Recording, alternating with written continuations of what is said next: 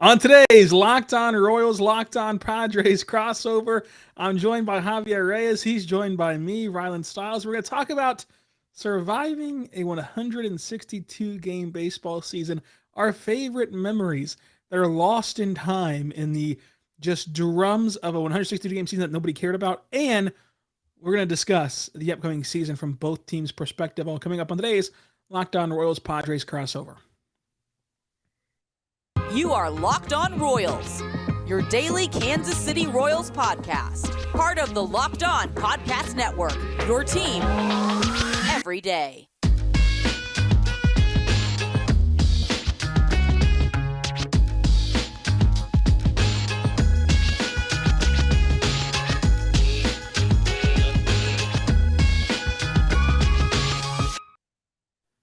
Let's get it going on the Locked On Royals Padres crossover episode. Talking all about the Royals and the Padres, baseball, 162 game season, everything that has to do with baseball from the Royals and Padres in national perspective. I'm Rylan Stiles, joined by Javier Reyes. You can find me on Twitter at Rylan_Stiles. Follow the show on Twitter at Locked On Royals. Javi, where can they find you? They can find me on Twitter at Javipeno, JAVIIPENO.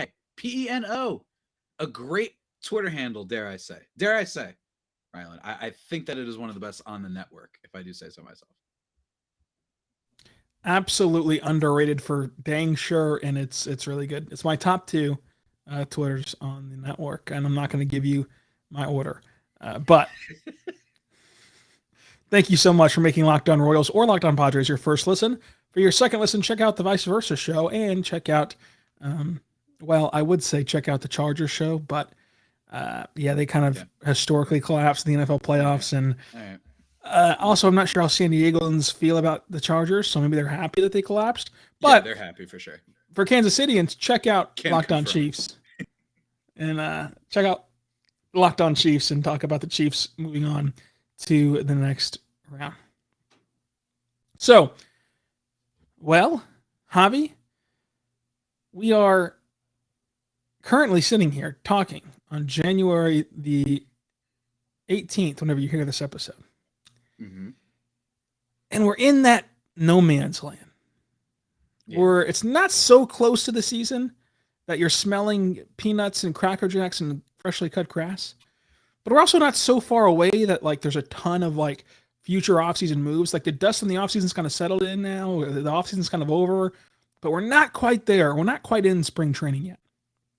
And so I wanted to discuss, before these teams head to Arizona, I wanted to discuss baseball's season from a fan, media, everything perspective, because it's the longest in all of sports. And because it's the longest in all of sports, it's the shortest offseason. I mean, the World Series now ends in November. And then you have December, January off, but it's filled with December, filled with winter meetings and filled with arbitration and filled with trades and filled with free agency. And January is kind of filled with a bit of nothingness, and you get a little break there. But then February rolls around and pitchers and catchers report, Fan Fest happens, and you're right back in the swing of things going full force into the year. So what is the best way, in your opinion, to handle baseball consumption? And what I mean by this specifically is, like in football, if you watch your favorite football team play, pro or college, you can make an analysis, you can make an opinion, a take, you can make takeaways from the game you're watching. You know it's true that you can take something away from every single game, and you can overreact to every single game. In basketball, even though it's an 82 game season, there are moments where one of your favorite players is going to look like a star one night, and you're going to say, "Wow, he can really score 30 points. Can he do that more consistently?" But in baseball, it's more taxing on the fans, I think, because no matter which side of the aisle that you fall on, if you fall on the whole side of you don't want to overreact or you do want to overreact, you're going to get pushback. So if you are sitting here in April, right, and let's say Bobby Witt Jr. hits 4 home runs in a game, unbelievable. And I come on this podcast and I start screaming and yelling about the 4 home run game. Well, the very next day, he might go 0 for 4, and then people are saying, see, you shouldn't have overreacted that one game. Or you call something a big win in April, and people are saying, well, that's stupid. It cost me a big win in April. There's no such thing. But then you look back in October and you finished a single game in or out of the playoffs. Those games count the same April through September. But you still want to walk the line of not being too reactionary while being reactionary enough. So, like, how do you find the balance when it's such a taxing season?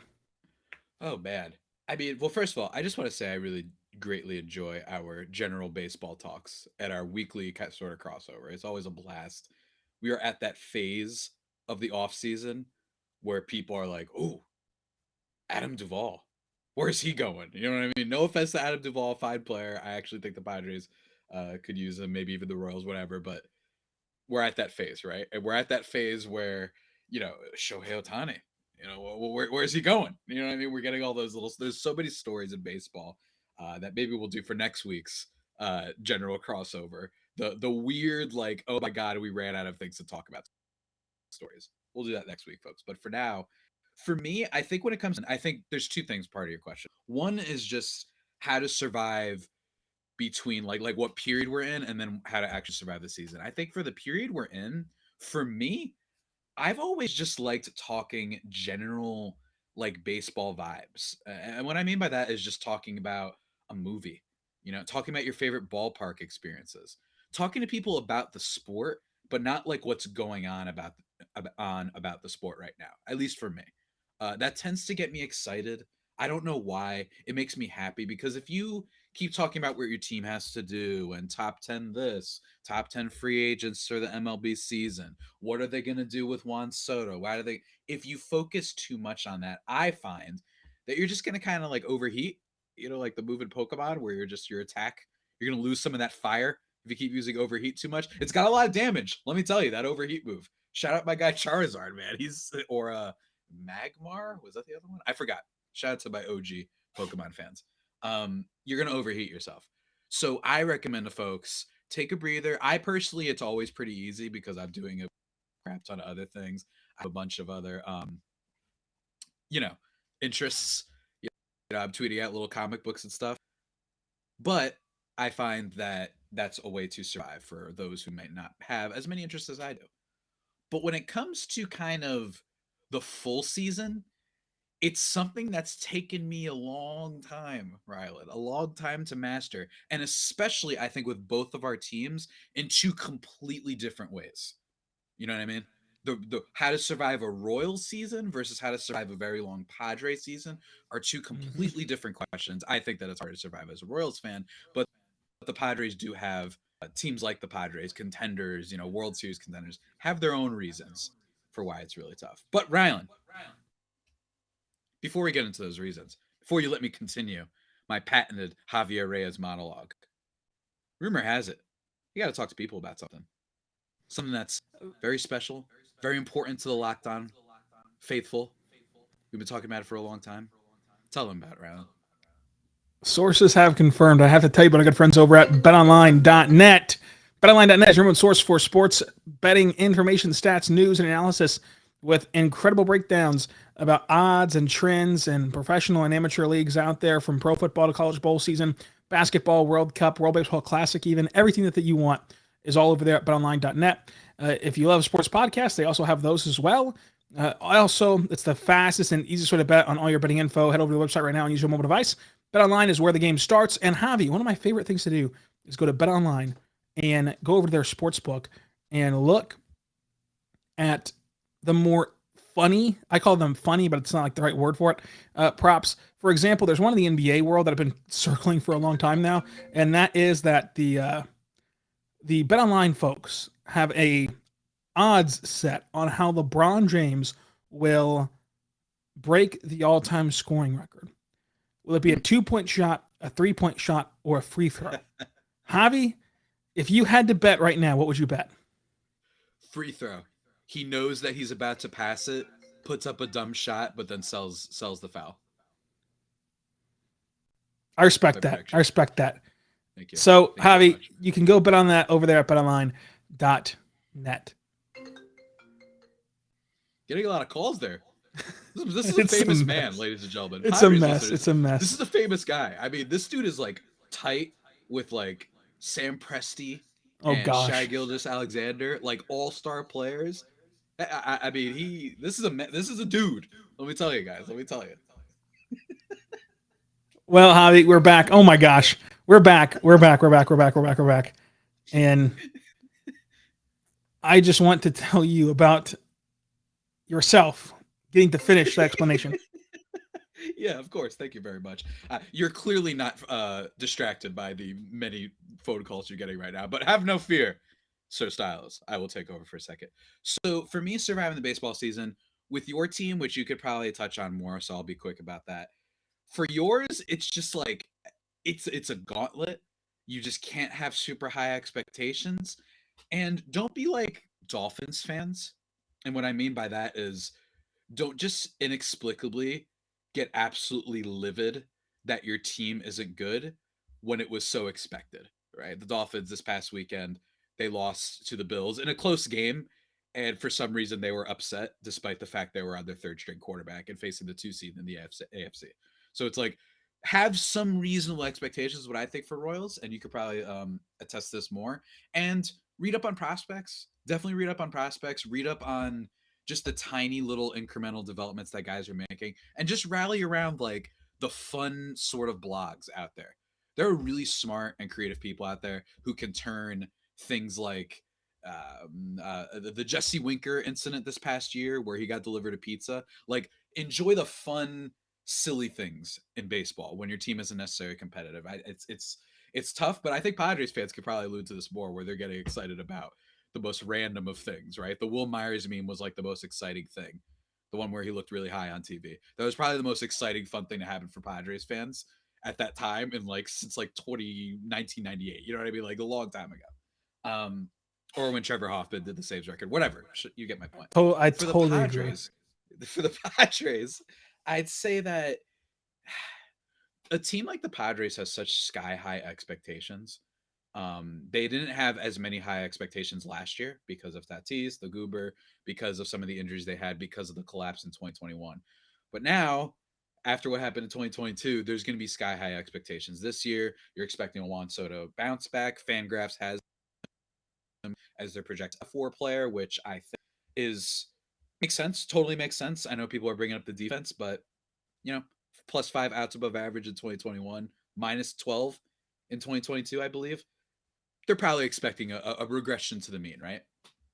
Sorry, I got a little bit too stat nerdy for you, Rylan. I know how much you hate that. That's don't get me started. Don't get me started. Don't get me started.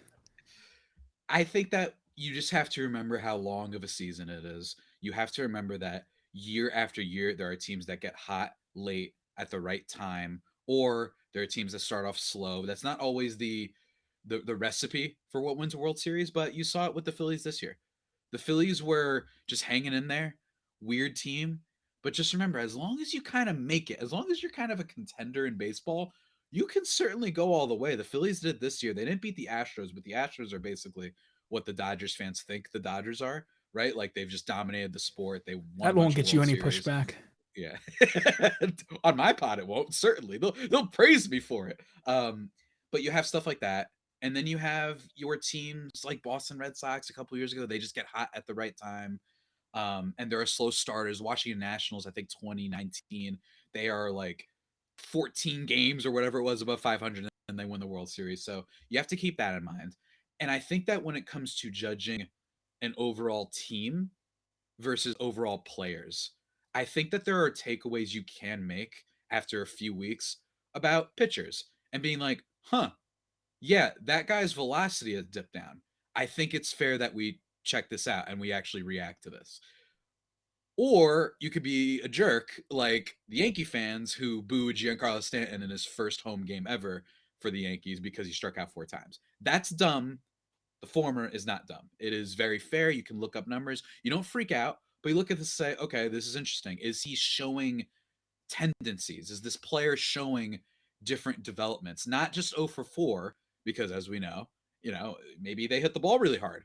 Usually hitting the ball really hard will eventually result in some hits, higher batting average, higher on base, whatever. So that's what I recommend to folks. And just understand that it's so long. There's so many players. There's so many different random people that are going to show up. As much as people love to bring up numbers, there's going to be some dude who had a 0.8 WAR last year, who's going to be an all-star this year, whatever, right? Like that's just how the game works, and there's too many unexpected things. One of my pet peeves lately has been people saying all that money just to finish blank, all that money just to finish third, all that money just. You guys said that about the Phillies. They say that about all these teams, and they still get really far. The point is that you're trying, and you should enjoy the ride, enjoy the all-star experience, and try not to freak out. It's hard. It's very hard. But I promise you, it's often more, I don't know what the word is, just often more peaceful if you're not freaking out over just a couple things, because you could lose too many. There's too many. You're supposed to lose a lot of games in baseball. That's how it works. So I think that's kind of my very roundabout way of kind of explaining it. I wonder what you think for some tips to survive the long gauntlet that is the baseball season. Yeah, I think that it's the delicate balance. Like it is a very, very, very delicate balance that, like I said, you don't want to ride too high in April, but I also don't, I also hate the crowd that's like, well, April baseball doesn't matter. Because again, they count the same in the standings. Like if you finish a game and a half out or 5 games out and you want a 10-game losing streak in April, if you don't do that, like if you try your hardest to snap that streak earlier in April and you sell out and overuse your bullpen, whatever the case is, yeah, it's just April games, but come October, those add up. And so it's a delicate balance for sure. For me, I would say the best way to handle the gauntlet of this season is letting yourself get lost in your own team. Because especially for the Royals, they've only been good twice in my lifetime. They've only been in maybe 4 playoff chases total and only made it twice in my lifetime to the playoffs.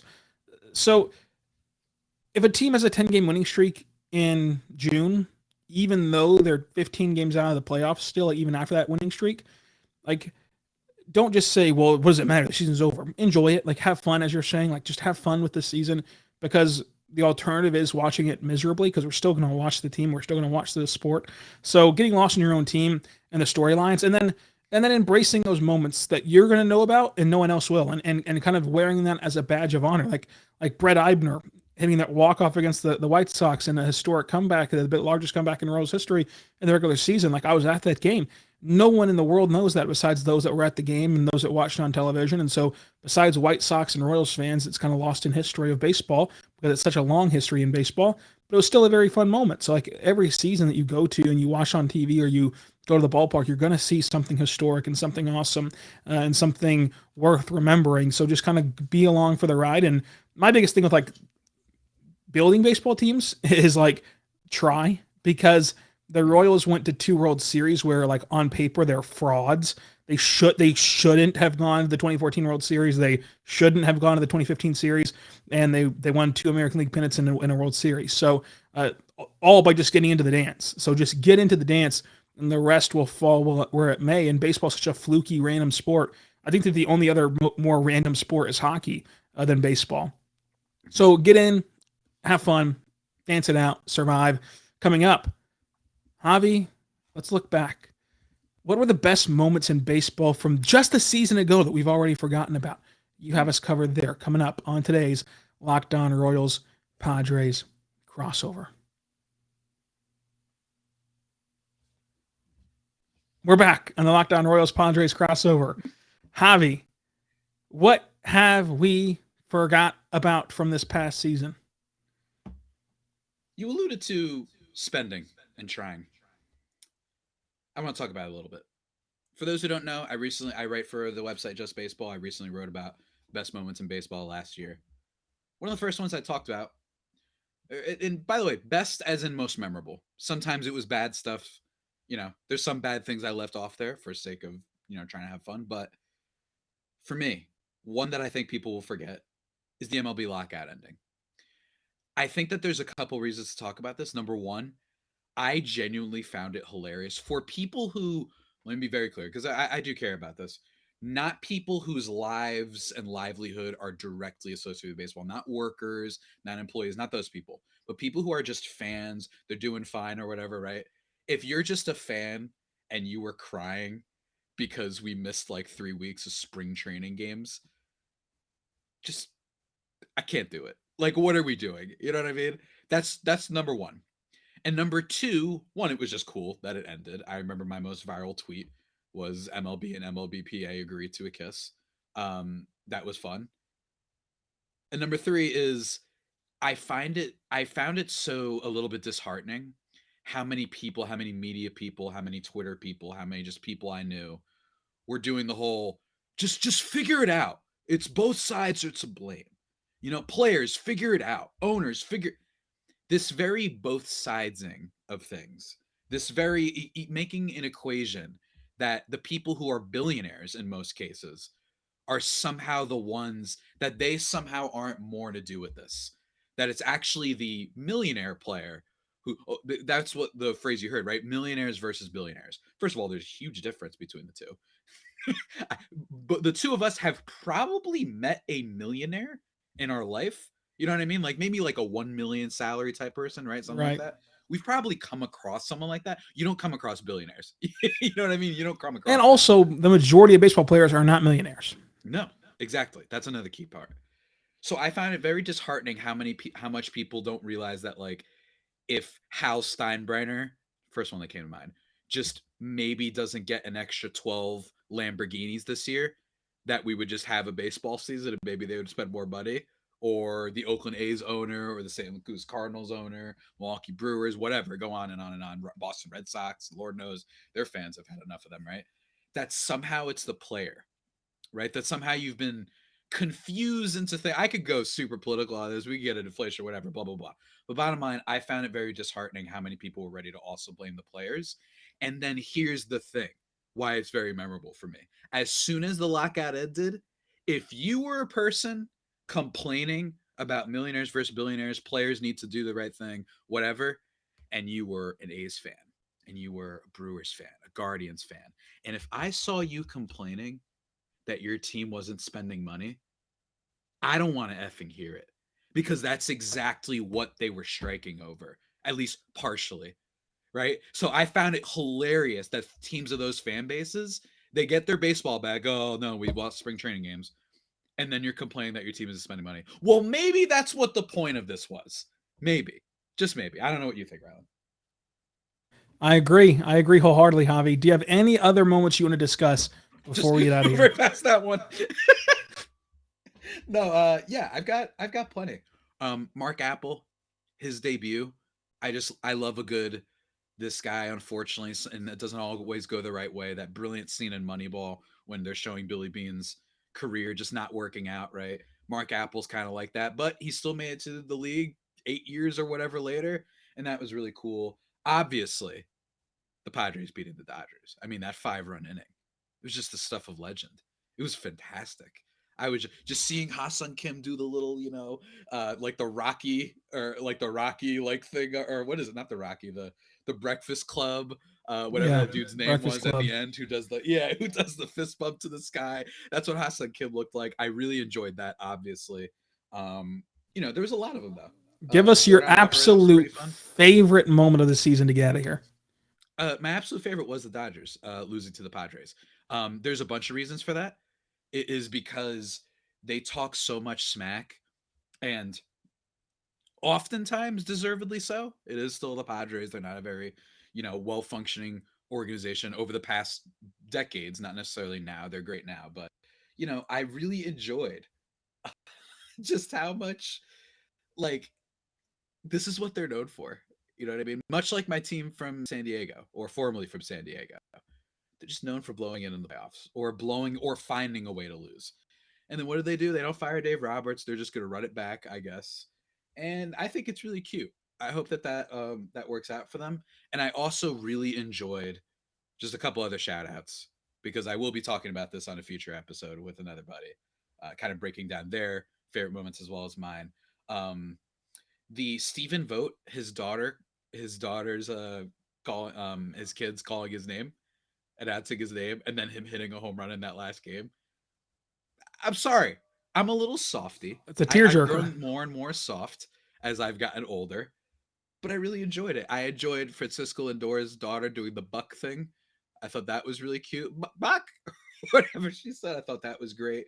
Tim Anderson's revenge against the Yankees was great after inexplicably people decided that I just don't understand how you aren't respecting how a black person wants to refer to themselves. Like I just don't understand how we got here, but here we are. And shout out to Tim Anderson. That was really great. Um, I don't know. And then finally, this tweet. This tweet. Actually, you know what? I'm not going to say that one. Instead, I'm just going to talk really quickly about the Mariners ending their playoff drought. That was really cool. The Cal Raleigh homer. I saw it live, and that was really fun. So shout out to the Mariners. What about you, Ryan? Yeah, the Mariners ending their playoff drought was my number one of like, this is pretty awesome moment of the year. But to do a more cynical one, I just found it hilarious that the same people who were complaining for the last 5,000 years about baseball's not getting up with the times anymore, and they really need to stop living in the Stone Ages, and they really need to start advancing themselves, were the same people who were like, oh my gosh, is Aaron Judge going to hit his 60th home run on Apple TV? It's like, well, which is it then? Like, do you want them to advance and go into the streaming age and progress themselves into the new era of 100%. society? Or do you want them to be in the Stone Age? Because you can't have both. Like you can't be screaming at them, hey, you've got to get on streaming services. Hey, you've got to reduce blackouts. Hey, you've got to start being convenient to modern fans. And then be like, well, not that way. Don't do it that way. Yeah, it's also funny that like you can't be like Michael K sucks, and then all of a sudden you're like, how can Michael K not be the one to call Judge's 60th home run? This is what I've been saying too. It was incredible. People, I mean, the K-Rod cast. It was literally a joke on Twitter for the longest time. And all of a sudden everyone's like, no, Michael K should call it. What are you talking about? I thought all of you hated Michael K. Like, what's going on here? It's like, it's hilarious. And then to make it even worse during that thing, baseball fans that were like, why are they breaking into my Football Saturday to watch Aaron Judge try for 60? But they're also going to say this offseason, why doesn't baseball get enough coverage? Again, you can't have it both ways. Either you want baseball to have coverage regardless of what's happening, or you don't. Mm-hmm. So while you take a drink, Javi, thank you for joining us. I really appreciate it. Do you have anything else to say, our parting words for the week? No, just, hey, wishing the Royals the best of luck. I don't think they've signed literally anyone this offseason. Maybe. Whoa, go check out Locked On Royals. They've signed Ryan Yarbrough. They've signed Jordan Lyles. I'm taking the floor away from Javi. You're ejected from the screen now, as a matter of fact. And until next time, be good and be good to one another.